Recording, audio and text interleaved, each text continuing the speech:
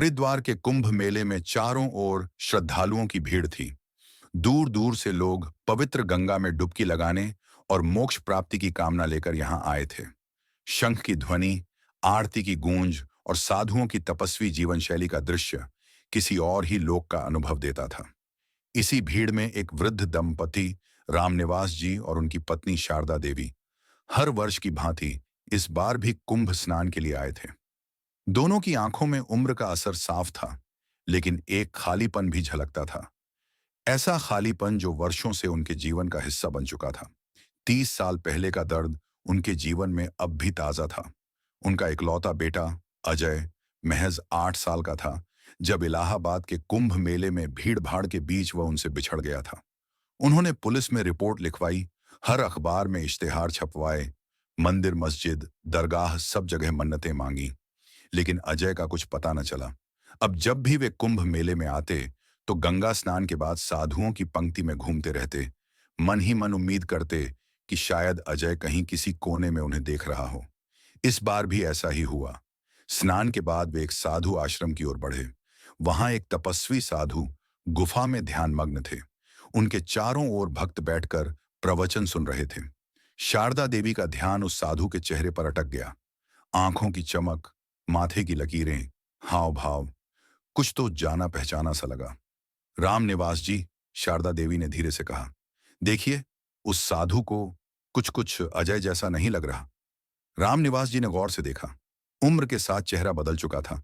दाढ़ी और जटाओं ने पहचान और मुश्किल कर दी थी, लेकिन आंखें, वो तो वही थीं। वे साधु के पास पहुंचे। शारदा देवी ने कांपते हुए स्वर में पूछा, बाबा, क्षमा कीजिए, क्या आपका नाम कभी अजय था? साधु ने धीरे से आंखें खोलीं। कुछ क्षणों तक वह उन्हें देखता रहा, फिर मुस्कुराकर बोला, अजय, हाँ, वो नाम कभी मेरा ही था। दोनों की आंखें भर आईं। शारदा देवी ने उसे गले से लगा लिया, जैसे वर्षों की पीड़ा अब सैलाब बनकर बह गई हो। लोगों की आंखें भी नम हो गईं। फिर साधु ने अपनी कहानी बताई। मैं 8 साल का था जब मेले की भीड़ में आपसे बिछड़ गया। रोता बिलखता गलियों में घूमता रहा।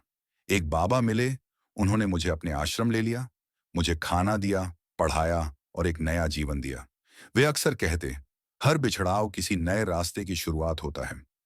उन्हीं के सानिध्य में मैं बड़ा हुआ और जब वे चले गए तो मैंने उनका स्थान ले लिया।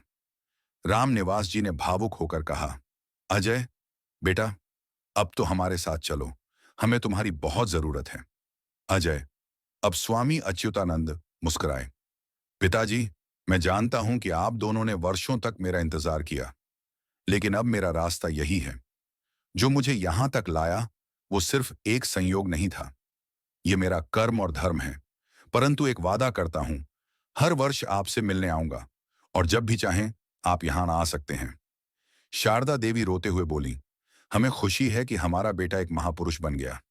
बस अब ये जानकर सुकून मिला कि तुम जीवित हो, स्वस्थ हो और अपने कर्म पथ पर हो। उस दिन गंगा के किनारे माँ बाप और बेटा वर्षों बाद फिर एक साथ खड़े थे।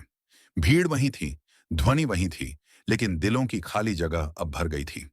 रामनिवास और शारदा देवी जब गांव लौटे तो सभी ने देखा कि वर्षों से उनके चेहरे पर जो उदासी थी वह अब किसी सुखद आश्चर्य और संतोष में बदल गई थी। उन्होंने गांव में एक छोटी सी गौशाला खोली, जिसे उन्होंने अच्युतानंद सेवा केंद्र नाम दिया। हर वर्ष जब कुंभ लगता वे वहां जाते, अच्युतानंद से मिलते और एक शाम वहीं बैठकर गंगा आरती में भाग लेते। अब कुंभ उनके लिए सिर्फ धार्मिक अवसर नहीं, बल्कि अपने बेटे से मिलने का पर्व बन गया था।